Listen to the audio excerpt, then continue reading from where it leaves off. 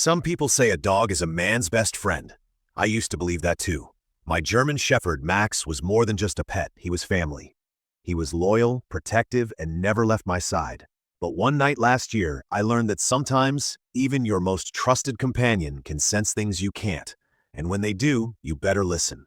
My name's Eric, I'm 26, and I live alone in a small rental house on the edge of town. It's a quiet place, surrounded by woods on 3 sides. That's why I got Max in the first place. Living alone in a somewhat isolated house can feel a little too quiet sometimes. Max gave me comfort, security, and honestly company. The thing about him was, he was usually calm. Max wasn't the type of dog that barked at every little thing. Mailmen, passing cars, squirrels, none of that fazed him. If he barked, it meant something was actually wrong. And that's why what happened still chills me to the bone. It started on a Thursday night.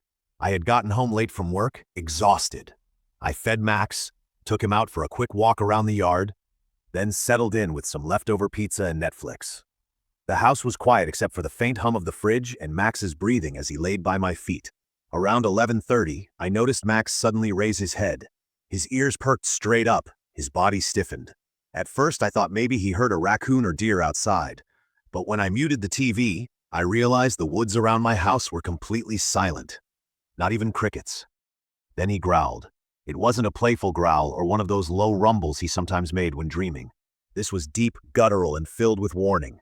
He slowly stood, hackles raised, and stared at the front door. My stomach dropped.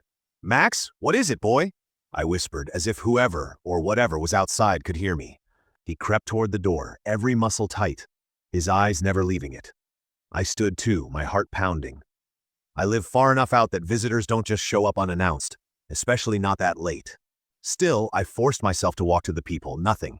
Just the empty porch lit by the yellow glow of the single light bulb. The trees swayed gently beyond, shadows stretching across my yard. I exhaled in relief. "Nobody's there, Max. Relax." But Max didn't relax, his growl deepened, and then, to my shock, he started backing away from the door. His eyes never blinked, never shifted. It was like he was watching something step inside that I couldn't see. The hair on my arms stood straight up. "Max, there's nothing there," I said again, though my own voice shook. But Max barked, a sharp, frantic bark, and lunged toward the door, teeth bared, snapping at the air. My pulse skyrocketed. It looked like he was attacking. Nothing. I stumbled back, nearly tripping over the coffee table. For the first time since I had him, I saw pure terror in my dog's eyes. He wasn't just protecting me, he was scared himself. I grabbed my phone and flicked on the flashlight. Shining it around the room, I saw nothing out of the ordinary.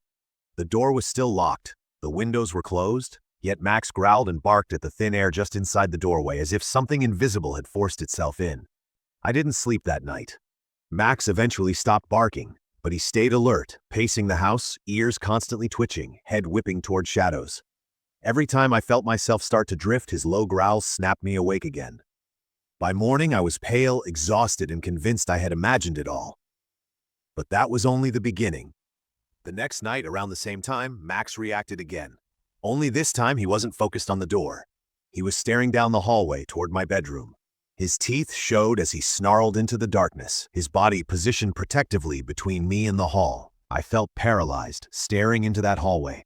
The shadows seemed thicker somehow, deeper, like they were swallowing the light. And then I swore I heard something. A soft shuffle, like bare feet dragging against the wooden floor. "Hello?" I yelled, though my voice cracked. Max lunged forward, barking furiously, snapping at the dark.